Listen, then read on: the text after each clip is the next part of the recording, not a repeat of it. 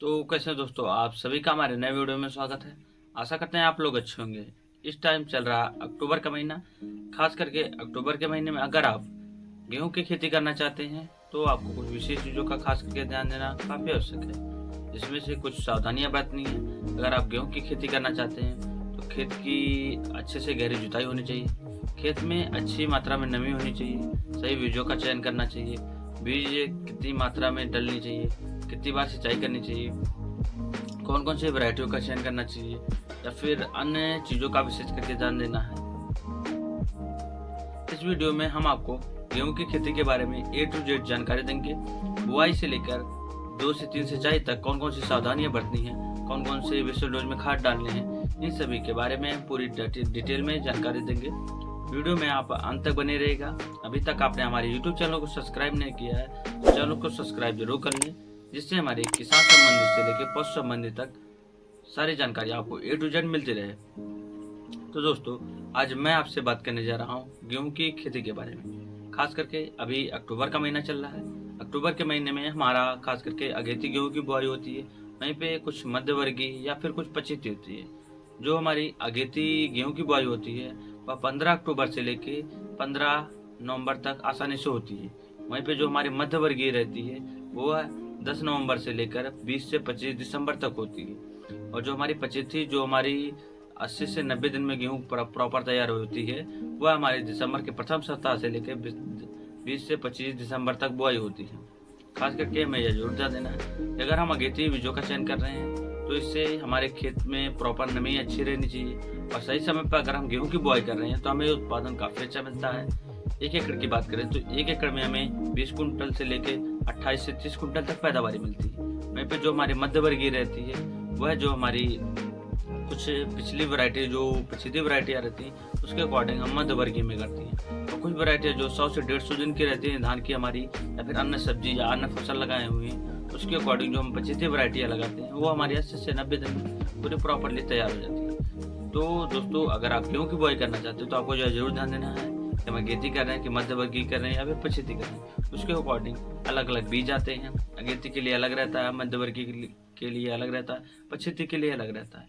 अगर आपको पूरी प्रॉपर जानकारी चाहिए कि हमें अगेती में कौन कौन से बीज लेने हैं या पछेती में या मध्यवर्गीय में, तो हमने स्पेशल गेहूं के बीजों के बारे में पूरी प्रॉपर वीडियो बनाए हैं, आप हमारे यूट्यूब चैनल पे जाके देख सकते हैं। तो दोस्तों, खास करके अगर आप गेहूं की बुआई करना चाहते हैं तो आपके खेत में नमी की मात्रा काफ़ी अच्छी रहनी चाहिए, खेत की अच्छे से गहरी जुताई होनी चाहिए। फिर आपको ध्यान देना है, खेत की गहरी जुताई करने के बाद आपको ज़्यादा से ज़्यादा मात्रा में खेत में देसी खादों का प्रयोग जरूर करना है। आपको यह जरूर ध्यान देना है कि अगर हम अपने खेत में देसी खाद का प्रयोग कर रहे हैं तो वह 3 से 4 महीने पुरानी और पूरी प्रॉपर सड़ी हुई होनी चाहिए।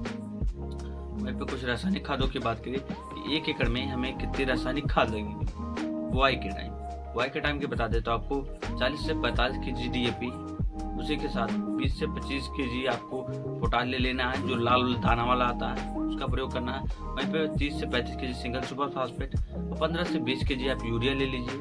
अगर आपके खेत में दीमक की समस्या है तो आप 3 से 4 केजी आप रिजेंट लेके अच्छे से खेत में बुरकाव कर दीजिए।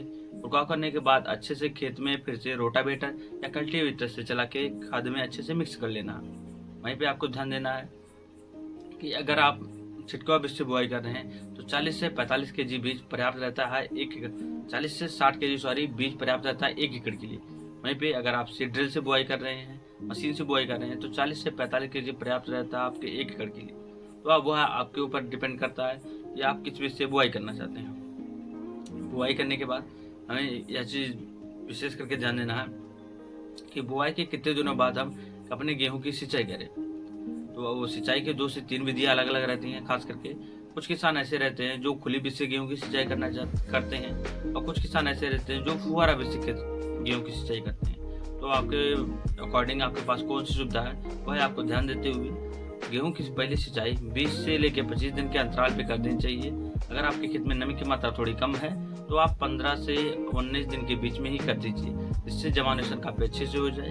और आपके खेत में नमी की मात्रा अच्छी है, जर्मिनेशन अच्छा हुआ है, तो आप 20 से 25 दिन के अंतराल पे अगर आप सिंचाई कर रहे हैं, इससे जो हमारी शिखर जड़ निकल रही है गेहूँ की वह काफ़ी अच्छा और बेहतर रिजल्ट आएगा। आपको यह जरूर ध्यान देना है कि हम गेहूँ की पहली सिंचाई के टाइम हमें कौन कौन सी खाद डालनी है। गेहूं की पहली सिंचाई के बाद यह जरूर ध्यान देना है कि आपको ऐसे खादों का प्रयोग करना है जिसमें काफ़ी ज़्यादा पोषक तत्वों की मात्रा हो। ऐसे जिंक का प्रयोग करें जिसमें काफ़ी ज़्यादा पोषक तत्व, जैसे हमारा हो गया zinc, boron, iron, copper, magnesium. अब ऐसे जिंक का प्रयोग करें जिसमें सारे पोषक तत्व पाए जाते हैं। वहीं पे उसके साथ में आप ले लीजिए ह्यूमिक एसिड जो 500 ग्राम आप ले लीजिए, और यूरिया जो हमारा 30 से 40 केजी आप यूरिया लेकर अच्छे से मिक्स करके उसके बाद खेत में छिड़काव कर दीजिए। इससे काफ़ी अच्छा और शानदार रिजल्ट आएगा। वहीं पे हमें दूसरी सिंचाई के पहले कौन कौन सी खाद डालनी है, दूसरी सिंचाई हमारी 40 से लेकर 45 दिन के अंतराल पे करनी चाहिए। हालांकि आपको यह जरूर ध्यान देना है कि अगर आपकी भूमि रेतीली है या फिर ज़्यादा बलुई दोमट मिट्टी है तो आपको दूसरी सिंचाई 35 से लेकर 38 दिन के अंतराल पे ही कर देनी चाहिए। अगर आपकी भूमि चिकनी मिट्टी या फिर काली है या फिर चिकनी दोमट है तो आपको 40 से लेकर 45 दिन के अंतराल पे आपको दूसरी सिंचाई करनी है। वहीं पे दूसरी सिंचाई पे हमें कौन कौन सी खाद डालनी है यह काफ़ी आवश्यक और काफ़ी ध्यानपूर्वक है। दूसरी सिंचाई में हमें लगभग 40 से 45 केजी यूरिया और 4 से 5 केजी जिंक, और आपको यह जरूर ध्यान देना है कि अगर आपके खेत में दीमक की समस्या है तो एक स्प्रे आता है, आप उसका भी छिड़काव कर दीजिए जिससे दीमक की समस्या ना हो दूसरी सिंचाई में। और खास करके ध्यान देना है कि तीसरी सिंचाई हमारी 60 से लेकर 65 दिन के अंतराल पे करनी है। तीसरी सिंचाई में हमें क्या क्या खाद डालने हैं, तीसरी सिंचाई में जो रहता है वह जब हमारी बालियाँ निकलना स्टार्ट हो जाती हैं तो तीसरी सिंचाई हम करना स्टार्ट कर देते हैं। आपको यह जरूर ध्यान देना है कि आप दाने को निकाल के देखिए, जब आपके दाने दूध बनना स्टार्ट हो जाए, अगर उस टाइम आप सिंचाई कर रहे हैं तो आपको 1 से 2 कॉम्बिनेशन खाद डालने काफ़ी आवश्यक है जिससे हमारे दाने काफ़ी अच्छे और सुडौल हों। इसके लिए आप 20 केजी, लगभग 20 से 25 केजी एक एकड़ के लिए पोटाश ले लीजिए और साथ में 25 से 30 केजी यूरिया ले लीजिए। इन दोनों खादों को मिक्स करके खेत में छिड़काव करने के बाद अच्छे से पूरी प्रॉपर सिंचाई कर दीजिए। इससे देखेंगे आपका गेहूं का काफ़ी अच्छा और शानदार रिजल्ट आएगा। हालांकि 2 से 3 चीज़ों का आपको विशेष करके ध्यान देना है।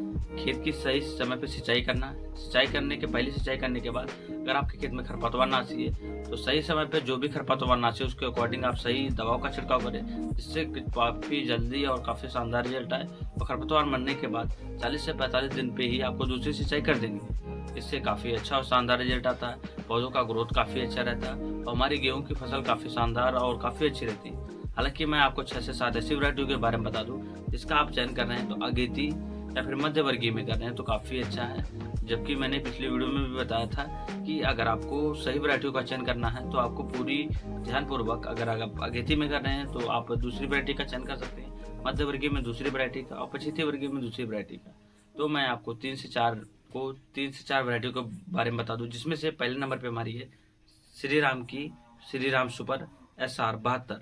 आप इस वैरायटी का भी गेहूं का चयन कर सकते हैं जो काफ़ी अच्छा और शानदार रिजल्ट देता है। वहीं पे हमारी दूसरी वैरायटी है श्रीराम सुपर की 111। यह वैरायटी भी गेहूं की काफ़ी अच्छी और शानदार है।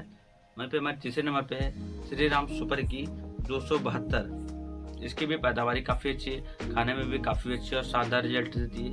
वहीं पे हमारी चौथे नंबर पे है श्रीराम सुपर की 5SR 05। आप इस भी गेहूं की इस भी वैरायटी का चयन करके काफ़ी अच्छा और शानदार रिजल्ट पा सकते हैं। वहीं पे हमारी 5वीं और लास्ट वैरायटी है श्रीराम सुपर की 303 वैरायटी।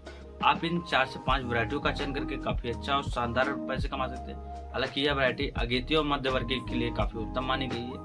तो दोस्तों, अगर जानकारी अच्छी लगी तो वीडियो को ज़्यादा से ज़्यादा लाइक करें, कमेंट करें, और अभी तक आपने हमारे यूट्यूब चैनल को सब्सक्राइब नहीं किया है तो चैनल को सब्सक्राइब जरूर कर लें, जिससे हमारे किसान संबंध से लेकर पशु संबंधी तक सारी जानकारी आपको A to Z मिलती रहे। और वीडियो को ज़्यादा से ज़्यादा किसान दोस्तों के पास शेयर जरूर करें जिससे वह गेहूँ की खेती के बारे में संपूर्ण जानकारी ले सके। बाकी मिलते हैं आपसे अगले वीडियो में। आज के लिए धन्यवाद दोस्तों।